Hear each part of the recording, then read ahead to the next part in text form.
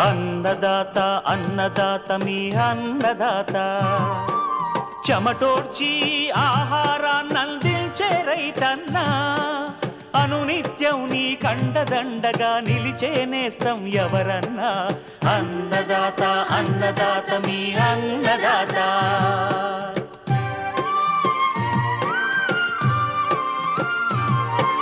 నూతన రీతుల సాగుబడికి నూరింతలు పెరిగే దిగుబడికి సూచనలిచ్చే సస్య రక్షణకు పశు పోషణకి శాస్త్ర విజ్ఞానం అందించి ముందుకు నడిపే తెలుగు రైతు భారతదేశానికి మకుటం అయ్యేలా తీర్చిదిద్దే ఆశయంతో మిమ్ము మేలు కొలిపేది అన్నదాత అన్నదాత అన్నదాత మీ అన్నదాత అన్నదాత అన్నదాత మీ అన్నదాత. అన్నదాత ప్రేక్షకులకు నమస్కారం. ఈనాటి ముఖ్యాంశాలు: వరిలో సూటి రకాల విత్తనోత్పత్తి మెలకువలు,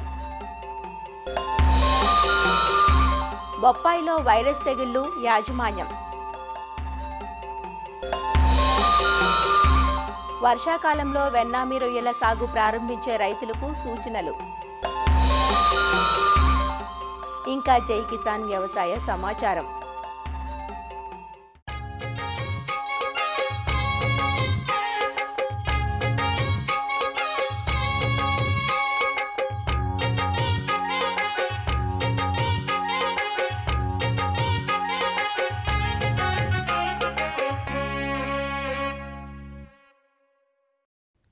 మన ప్రధాన ఆహార పంటైన వరిలో అధిక దిగుబడినిచ్చే వంగడాలు అందుబాటులో ఉన్నప్పటికీ ఉత్పత్తిని ఉత్పాదకతను పెంచడంలో విత్తన నాణ్యత కీలకమైనది. అంటే మనం ఎంచుకునే విత్తనానికి జన్యు స్వచ్ఛత, భౌతిక శుద్ధత, తేమ శాతం, మొలక శాతం వంటివి నిర్దేశించిన ప్రమాణాలతో ఉండాలి. రైతులే సొంతంగా విత్తనోత్పత్తి చేసుకుంటే విత్తన కల్తీలను నివారించుకునే అవకాశం ఉంటుంది. అంతేకాక తోటి రైతులకు సైతం విక్రయించుకొని మంచి ఆదాయం పొందవచ్చు. నిజానికి వరి పైరులో విత్తనోత్పత్తి చాలా సులువు.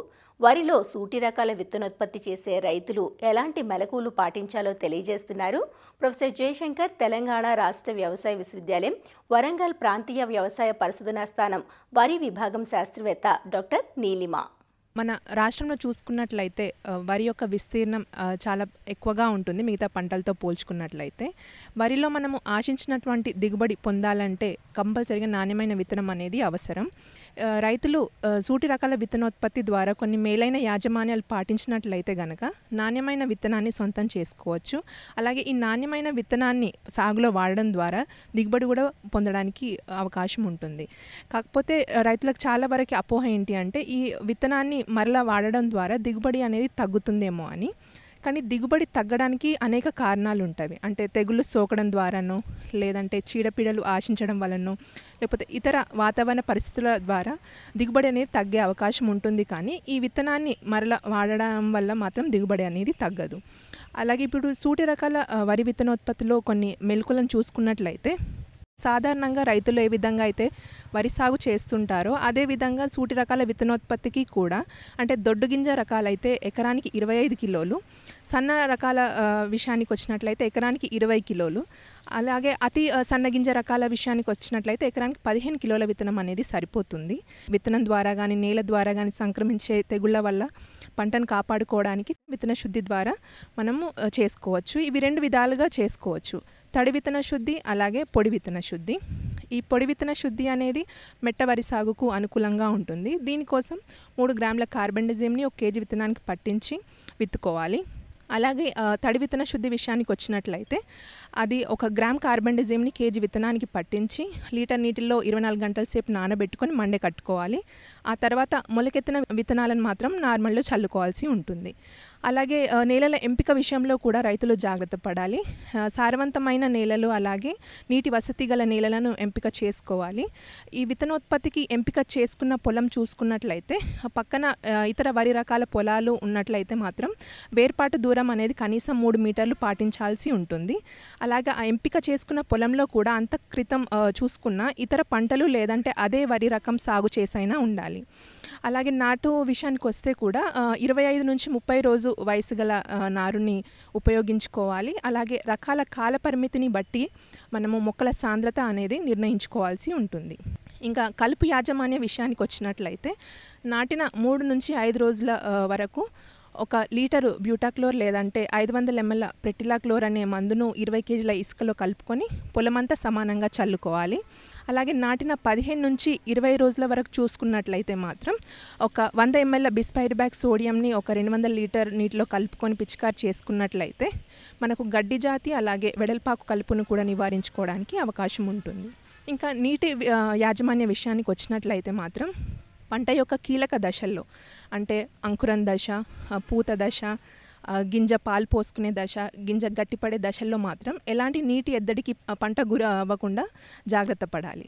ఇంకా అంతేకాకుండా కేలీల ఏరివేత విత్తనోత్పత్తిలో ఇదొక ప్రధానమైన అంశం. ఈ కేలీల ఏరివేత అనేది మనం విత్తనోత్పత్తికి ఏ రకమైతే ఎంపిక చేసుకున్నామో దానికి లక్షణాలకు భిన్నంగా ఏవైతే మొక్కలు ఉంటాయో వాటిని బెరుకులుగా గుర్తించి వేలతో సహా తీసివేయాల్సి ఉంటుంది. ఈ కేలీల ఏరివేత అనేది 3 దఫాలుగా చేయాలి. మొదటిది శాకీయ దశలో, రెండవది పూత దశలో, మూడవది గింజ ఏర్పడే దశల్లో. ఈ శాకీయ దశలో చూసుకున్నట్లయితే పైరు ఎత్తు అలాగే పోటాకు యొక్క పొడవు, వెడల్పు, దాని యొక్క రంగుని చూసి బెరుకులను గుర్తించి తీసివేయాల్సి ఉంటుంది. అలాగే పూత దశలో చూసుకున్నట్లయితే కొన్ని మొక్కలు మరీ త్వరగా పూతకు రావడం, కొన్ని మరీ ఆలస్యంగా రావడం, ఇలాంటి మొక్కలను బెరుకులుగా గుర్తించి తీసివేయాల్సి ఉంటుంది. అలాగే పోటాకు అమరికల్లో కూడా ఏదైనా వ్యత్యాసం ఉందో గమనించుకొని రైతులు పూత దశల్లో ఏవైతే బెరుకులు కనిపిస్తాయో వాటిని వెంటనే తీసివేయాలి. ఇంకా గింజ ఏర్పడే దశలో చూసుకున్నట్లయితే ఈ గింజ యొక్క ఆకారం, దాని యొక్క రంగు అలాగే పరిమాణాన్ని బట్టి కేలీలను గుర్తించాల్సి ఉంటుంది. గొలుసులో ఉండే గింజ అమరికల్లో ఏమైనా వ్యత్యాసం కనిపించినా అంటే కొన్ని గొలుసులు గుత్తుగా ఉండడం లేదంటే కొన్ని పల్చగా ఉండడం అలాగే కొన్ని వెన్నులో నుంచి పూర్తిగా బయటికి రావడం ఇలాంటి లక్షణాలతో బెరుకు మొక్కలను అనేది గమనించుకొని తీసివేయాల్సి ఉంటుంది. ఇంకా పంట కోత విషయానికి వచ్చినట్లయితే ఎప్పుడైతే గొలుసులో 90% గింజలు పక్వానికి వస్తాయో అప్పుడు పొలాన్ని ఆరబెట్టుకోవాల్సి ఉంటుంది. ఈ పంట కోత అనేది మిషన్ల ద్వారా లేదంటే మనుషుల ద్వారా కూడా చేపట్టవచ్చు. కాకపోతే రైతులు గమనించుకోవాల్సింది ఏంటి అంటే పంట కోత చేసేటప్పుడు అలాగే నిల్వలో కూడా ఎలాంటి కల్తీలు అవ్వకుండా జాగ్రత్త పడాలి.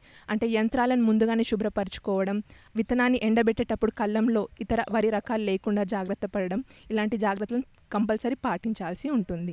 కళ్ళం పైన ఎండబెట్టినప్పుడు తేమ శాతం అనేది 12% వచ్చే వరకు బాగా ఆరనివ్వాలి. ఆ తర్వాత శుభ్రపరచుకున్న గోనె సంచుల్లోనే నిల్వ చేసుకునే ప్రయత్నం చేయాలి. పంట యొక్క అంటే విత్తన ప్రమాణాలను చూసుకున్నట్లయితే జన్యు స్వచ్ఛత అలాగే భౌతిక స్వచ్ఛత అనేది 98% ఉండాలి. జడ పదార్థం వచ్చేసరికి 2% మించకూడదు. ఇంకా తేమ శాతం కూడా 12% మించకూడదు. ఇంకా కనీసం మొలక శాతం చూసుకున్నట్లయితే 80% కలిగి ఉండాలి. ఈ విధంగా ఈ యాజమాన్యం గనక చేపట్టినట్లయితే రైతులు నాణ్యమైన విత్తనాన్ని పొందవచ్చు. అలాగే ఈ తోటి రైతులకు కూడా నాణ్యమైన విత్తనాన్ని అందించడానికి అవకాశం ఉంటుంది. ఈ విత్తనాలను రైతులు 3 నుంచి 4 సార్లు కూడా వినియోగించుకోవడానికి అవకాశం ఉంటుంది. ఇలా వినియోగించుకోవడం వల్ల మనకి విత్తనానికి అయ్యే ఖర్చు కూడా రైతులు తగ్గించుకోవచ్చు.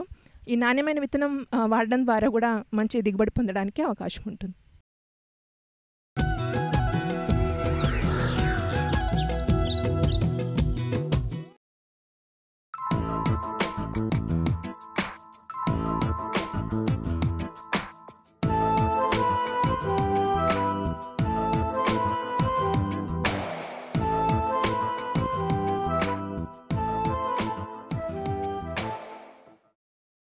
బొప్పాయిలో తైవాన్ రకం అందుబాటులోకి వచ్చాక తెలుగు రాష్ట్రాల్లో ఈ పంట సాగు వాణిజ్యపరంగా విస్తరించింది.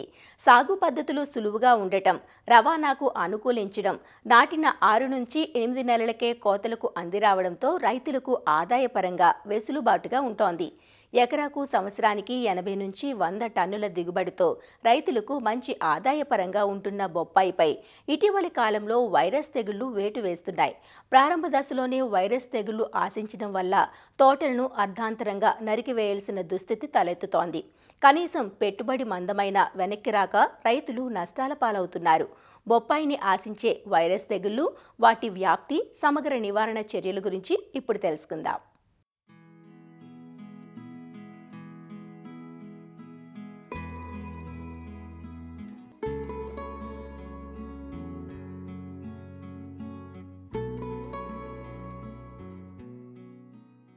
బొప్పాయి నాటిన 2.5 నుంచి 3 సంవత్సరాల వరకు పంటకాలం కలిగిన బహువార్షిక పంట.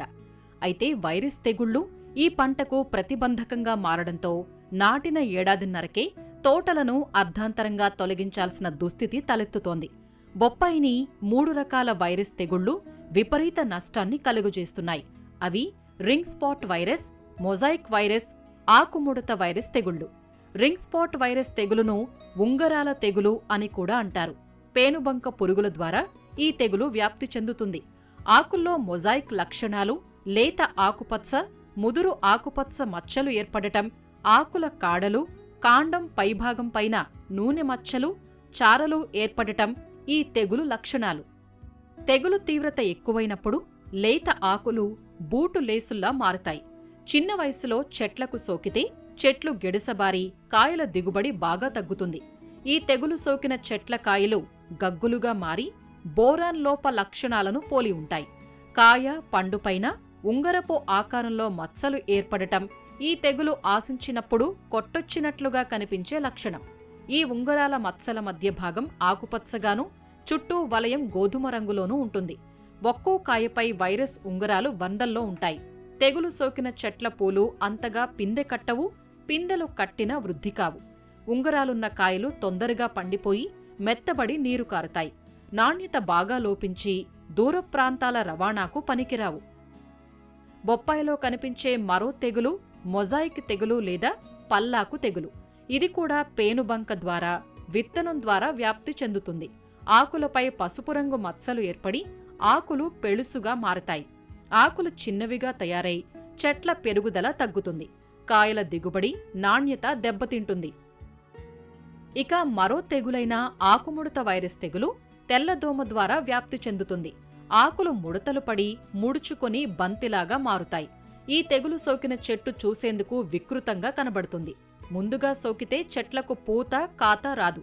కాయలు ఏర్పడిన తరువాత సోకితే కాయలు సరిగా వృద్ధి చెందవు. ఈ 3 వైరస్ తెగుళ్ల నివారణకు సమగ్ర యాజమాన్యం పాటించాలి. తెగులు సోకిన మొక్కలను ఆరంభ దశలోనే గుర్తించి పీకి నాశనం చెయ్యాలి. వైరస్ తెగుళ్లను వ్యాప్తి చేసే పురుగుల్ని అరికట్టాలి. చుట్టుపక్కల వైరస్ లేని ప్రాంతాల్లోనే బొప్పాయి సాగు చేపట్టాలి. నమ్మకమైన, ధృవీకరించిన విత్తనాలు సాగుకు వాడాలి. 5 మిల్లీలీటర్ల ఇమిడా క్లోప్రిడ్ ఎఫ్ఎస్ మందును కిలో విత్తనానికి కలిపి విత్తన శుద్ధి చెయ్యాలి. నాటేందుకు వాడే మొలకల్ని బాగా పరిశీలించి వైరస్ తెగుళ్లు సోకలేదని నిర్ధారించుకున్న తరువాతే ప్రధాన పొలంలో నాటాలి. బొప్పాయి నాటేందుకు 30 నుంచి 40 రోజుల ముందుగా ప్రధాన పొలం చుట్టూ 4 వరుసలు జొన్న లేదా మొక్కజొన్న విత్తనాన్ని నాటి పంటను సాగు చేస్తే పేనుబంక పురుగుల్ని ఆకర్షించి బొప్పాయికి వీటి బెడదను తగ్గిస్తాయి. కలుపు మొక్కల్ని పొలంలోనూ గట్లపైన లేకుండా చెయ్యాలి.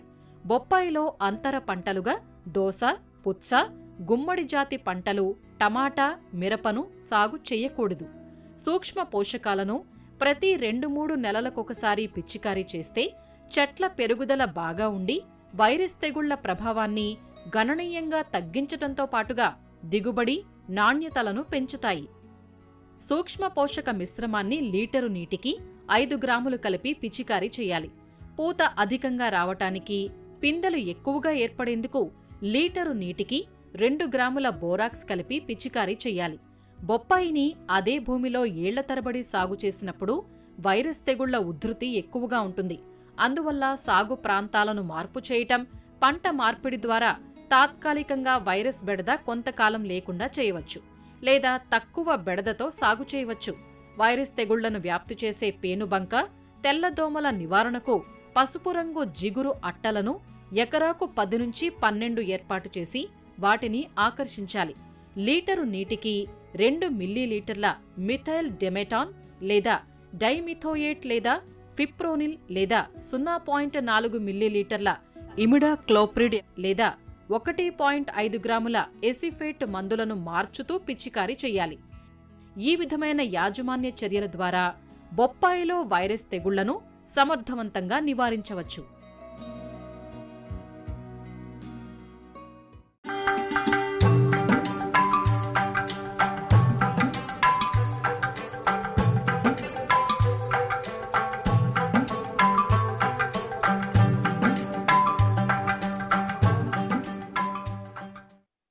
విదేశీ మారక ద్రవ్యాన్ని ఆర్జించి పెట్టే వాటిలో ఆక్వా పరిశ్రమ ఒకటి.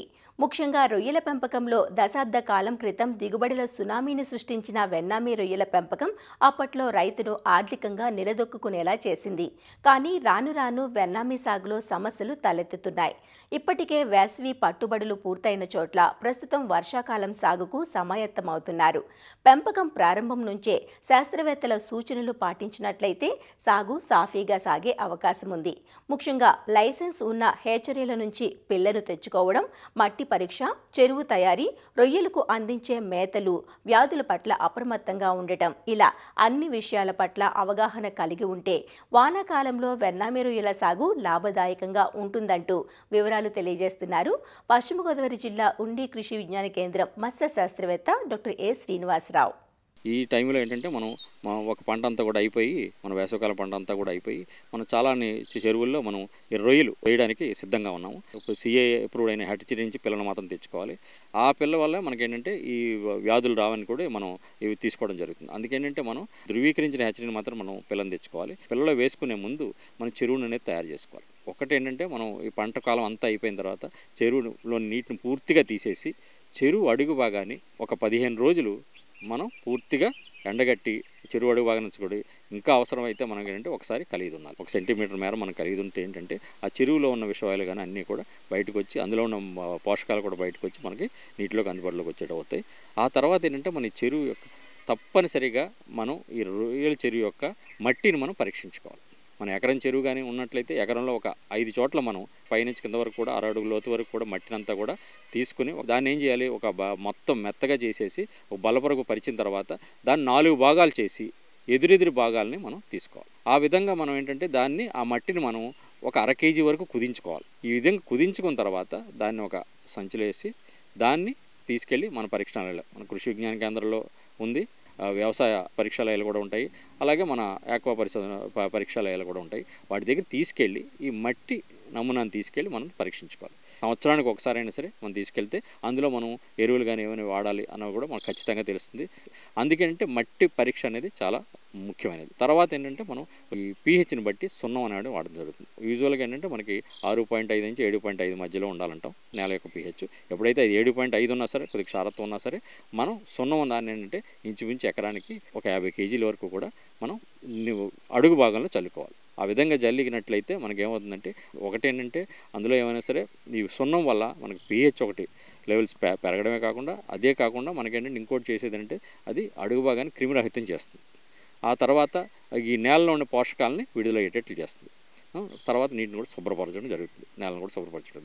ఈ విధంగా ఏంటంటే సున్నం అనేది వాడడం. తర్వాత మన పోషకాలను బట్టి మనం ఒకటి సేంద్రియ ఎరువు, ఆర్గానిక్ కార్బన్ బాగా తక్కువ ఉంది అనుకుంటే మాత్రం మనకి వానపాముల ఎరువు, వెర్మి కంపోస్ట్ కానీ, లేకపోతే మనకి బాగా మాగిన కంపోస్ట్, బాగా పేడ అది కూడా బాగా పూర్తిగా మాగిన తర్వాత ఒక 100 కేజీల వరకు కూడా మనం ఎకరానికి జల్లుకుంటే సరిపోతుంది. ఇంకేమైనా సరే మూలకాలు లోపం ఉన్నట్లయితే జింక్ కానీ ఇలాంటివన్నీ కూడా మనం జల్లుకోవచ్చు. తర్వాత ఏం చేయాలంటే మనం నీటిని మనం నింపుకోవాలి. పూర్తిగా నీటిని అనేది ఒకేసారి మనం 6 అడుగుల వరకు నింపుకోవడం. మనం ఏ సెలనిటీ అయితే మెయింటైన్ చేయగలం, మనకు బోర్ వాటర్ ఉంది, కాల వాటర్ ఉంది, 2 మిక్స్ చేసి మనం పెట్టుకోవడం జరుగుతుంది. ఈ విధంగా మనం అంటే కనీసం 5 పీపీటీ మన సెలనిటీ ఉండేటట్టు చూసుకోవాలి. అది కూడా మనం పెట్టిన పీపీటీని మనం పూర్తిగా మనం ఆ పెంపకాలం అంతా 3 నుంచి 4 నెలల పెంపకాలం అంతా కూడా అదే సెలనిటీ మనం నీరుని అందించగలిగేటట్టు ఉండాలి. ఆ విధంగా చేసుకుంటే మంచిది. ఎప్పుడైతే నీటిని పూర్తిగా తోడామో 1 రోజు 2 రోజులు దాన్ని అలా వదిలేసి ఆ తర్వాత అందులో ఏం చేయాలంటే మనకు ప్రీబయోటిక్ మీడియా, ఇదేంటంటే వరిపిండి కానీ లేదా తౌడు కానీ ఒక 20 కేజీలు, దాంట్లో ఒక 4 కేజీల వరకు బెల్లం, దీంట్లో ఈస్ట్ ఒక 100 గ్రాముల నుంచి 1/4 కేజీ వరకు ఈస్ట్ కలిపి దాన్ని 3-4 రోజులు పూర్తిగా ఒక డ్రమ్ములో 200 లీటర్ల డ్రమ్ములో వేసి దాన్ని అలా ఉంచేసి దానికి ఏరేషన్ కూడా ఇచ్చి కావాలంటే దాన్ని ఫెర్మెంట్ అయిన తర్వాత దీన్ని ఫెర్మెంట్ మిక్సర్ అంటాం. దాన్ని మనం చెరువులో జల్లుకోవాలి. జల్లుకొని 1 రోజు అయిన తర్వాత ప్రోబయోటిక్, మనం నీటిలో ఏ ప్రోబయోటిక్తో వాడదాం అనుకున్నామో ఆ ప్రోబయోటిక్ని మనం ఇచ్చుకోవడం. తర్వాత మళ్ళీ 2 రోజులు అయిన తర్వాత మరలా రెండోసారి మనం ఈ ప్రీబయోటిక్ మీడియాని దాన్ని మనం మళ్ళీ జల్లుకోవడం. ఆ జల్లుకున్న తర్వాత మళ్ళీ ఇంకొక డోసు ప్రోబయోటిక్స్ అని ఇచ్చుకున్న తర్వాత మనం మినరల్స్, మన సెలనిటీని బట్టి మనం అయితే ఒకసారి వాటర్ టెస్టింగ్ చేయించుకొని మనకు ఒకటి మెగ్నీషియం క్లోరైడ్ అనేది కానీ మెగ్నీషియం సల్ఫేట్ కానీ వేసుకోవడం ఒక 10 కేజీలు, అలాగే మినరల్ మిక్చర్ని ఒక 10 కేజీలు అందులో వేసుకోవడం. తర్వాత మనకి అందులో ఏమైనా ఇంక అవసరం అనుకుంటే యూరియా, సూపరో అలాంటివి ఏమైనా అవసరం ఉంటే అవి వేసుకోవడం. మినరల్స్ వాడిన తర్వాత అప్పుడు మనం ఒక 2 రోజులు అయిన తర్వాత దాన్ని అలా స్టెబిలైజ్ అయిన తర్వాత ఒక్కసారి వాటర్ని పూర్తిగా టెస్ట్ చేయించుకుని ఆ వాటర్లో అన్నీ కూడా సక్రమంగా ఉన్నాయి, మనం రొయ్యను తీసుకొచ్చి మనం దాంట్లో స్టాకింగ్ చేయడానికి వదలడానికి సిద్ధంగా ఉందని నిర్ధారించుకున్న తర్వాత మన హ్యాచరీ నుంచి మంచి పిల్లని తీసుకొచ్చి చెరువులో వదులుకోవాలి. ఈ చెరువులో వదులుకునేటప్పుడు కూడా మనం ఏంటంటే ఎక్లిమటైజేషన్, చెరువుకి అలవాటు చేసి వదలడం అనేది చాలా ముఖ్యమైనది. బ్యాగులన్నింటినీ కూడా ఒకసారి చెరువులో మీద పెట్టడం, ఆ ఉష్ణోగ్రతకి అలవాటు చేసినట్టు తర్వాత స్లోగా ఆ బ్యాగులన్నీ ఓపెన్ చేసి అందులోకి స్లోగా మనం ఈ నీటిని కలుపుతూ నెమ్మదిగా మన చెరువులో వివిధ ప్రదేశాల్లో వదులుకోవాలి. ఇంకా అవసరం అయితే ఏంటంటే ఒక పెద్ద టబ్బు పెట్టుకుని అందులో ముందుగా తెచ్చిన వాటిని అన్నింటిని అందులో వేసి ఏరేషన్ ఇచ్చుకొని అందులో వేసుకుని అందులోకి మనం ఈ చెరువు నీరు కొద్దిగా కలుపుకొని ఆ తర్వాత మన చెరువులో చల్లుకో. అలా కూడా మనం అక్లిమటైజేషన్ చేసుకోవచ్చు. ఆ విధంగా అక్లిమటైజేషన్ చేసి జాగ్రత్తగా వదిలినప్పుడు మనకి సర్వైవల్ అనేది పెరగడం, బతుకుదల శాతం పెరుగుతుంది. అదేవిధంగా తర్వాత పిల్ల కూడా తట్టుకుని మనం బలంగా ఎరగడం అనేది పడుతుంది. తర్వాత ఏంటంటే మనం ఏ రోజైతే స్టాకింగ్ చేస్తామో ఆ రోజు నుంచి కూడా పూర్తిగా మేత అనేది ఇవ్వాలి. ఇచ్చిన తర్వాత మొదటి 10 రోజులు 20 రోజులు కూడా మనం బ్లైండ్ ఫీడింగ్ అంటాం. అందుకేంటంటే మన నెంబర్ని బట్టి దీనికి మనకేంటంటే మొదట వేసిన తర్వాత మన సర్వైవల్ ఎలాగలు ఉంటాయి. 1 మీటర్ హాపాలు ఒక 2 పెట్టుకుని అందులో మనం వదిలినప్పుడే ఒక్కొక్క దాంట్లో కూడా ఒక 50 పిల్లని లేదా 100 పిల్లల్ని మనం తీసుకొచ్చి ఈ 2 హాపాలు వేసుకొని మనం ప్రతిరోజు కూడా అందులో ఎన్ని పిల్లలు ఉన్నాయని లెక్కించుకుంటే మనకు సర్వైవల్ తెలుస్తుంది. దాన్ని బట్టి మనం మేతని ఎంత ఇవ్వాలని చూసుకోవచ్చు. తర్వాత ఈ నీటి క్వాలిటీ ఎప్పుడు కూడా మనం ప్రతి వారానికి ఒకసారి పూర్తిగా అంత నీటి గుణాలన్నింటినీ పరిశీలించి మినరల్స్తో సహా మనం దాన్ని సరి చేసుకోవడం. ఈ విధంగా మనకు మేనేజ్మెంట్ చేసి మేత యాజమాన్యం చేసి నీటిలో సెలనిటీ తగ్గకుండా లేదా ఎక్కువగా పెరగకుండా ఒకే సెలనిటీలో కానీ మనం పెంచగలిగితే మనం ఇప్పుడు అనుకున్న మన ఏ వ్యాధులు కూడా రాకుండా ఏంటి మన రొయ్యకు ఒత్తిడి కలగకుండా తప్పనిసరిగా మనం అధిక దిగుబడిని సాధించవచ్చు.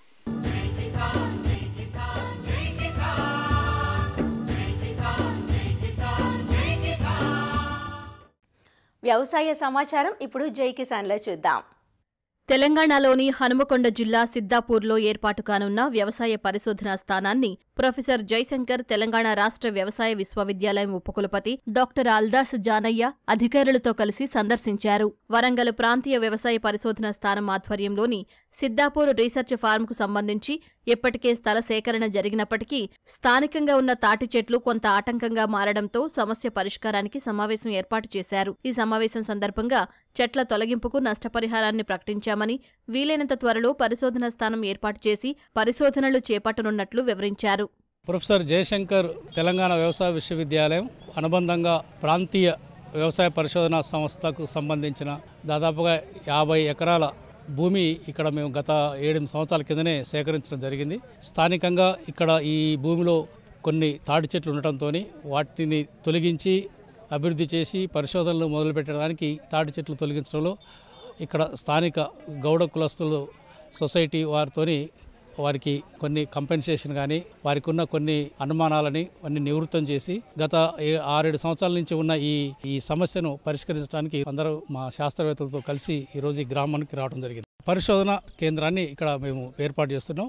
ఇందులో అపరాలు అంటే పల్సెస్కి సంబంధించింది ప్లస్ పత్తికి సంబంధించిన పరిశోధనలు ఇక్కడ జరగబోతున్నాయి. ఆల్రెడీ ఇప్పుడు వరంగల్లో ఉన్నది, కానీ అక్కడ తగిన విస్తీర్ణం లేదు కాబట్టి దాన్ని మొత్తం పరిశోధనకు సంబంధించిన కేంద్రాన్ని ఇక్కడికి పూర్తిగా తరలించి ఇక్కడ మేము ఆ పరిశోధన కేంద్రాన్ని అభివృద్ధి చేసి పల్సెస్, ఆయిల్ సీడ్స్ మరియు పత్తి పరిశోధనలు చేయడానికి మేము నిర్ణయించాం. సో వారు కోరుకున్నట్టుగా వాటికి నష్టపరిహారంగా 1500 ఒక చెట్టు లెక్కన వ్యవసాయ విశ్వవిద్యాలయం మరియు 500 రూపాయలు ఒక చెట్టు లెక్కన రాష్ట్ర మంత్రి శ్రీ పొన్నం ప్రభాకర్ గారు చొరవతోని వారు ఒక 500 రూపాయలు ఈ కళ్ళు సంబంధించిన సొసైటీకి ఇవ్వడం జరిగింది. వాళ్ళందరూ కూడా చాలా సంతోషంగా ఒప్పుకున్నారు. సో అంతా పరిష్కారం అయిపోయింది. ఇక్కడ పరిశోధనలు చేయాలంటే ఫస్ట్ ఇక్కడ ఉన్న తాటి చెట్లను తొలగించి ల్యాండ్ డెవలప్ చేయాల్సిన అవసరం ఉంది కాబట్టి ఆ తొలగించే కార్యక్రమంలోనే సందిగ్ధత ఉన్నది గత 6-7 సంవత్సరాల నుంచి. ఆ సమస్యకి ఈరోజు పరిష్కారం పూర్తిగా అయిపోయింది కాబట్టి ఇమ్మీడియట్గా ఈ సంవత్సరం ఈ సీజన్లోనే అక్టోబర్లో మొత్తం చెట్లని తొలగించేసి సో మొత్తం ల్యాండ్ డెవలప్ చేసి ఇమ్మీడియట్గా ఈ వ్యవసాయ సంవత్సరం నుంచే పరిశ్రమలు మొదలు పెడతాం. మరిన్ని విభిన్న అంశాలతో రేపటి అన్నదాతలో మళ్ళీ కలుసుకుందాం. నమస్కారం.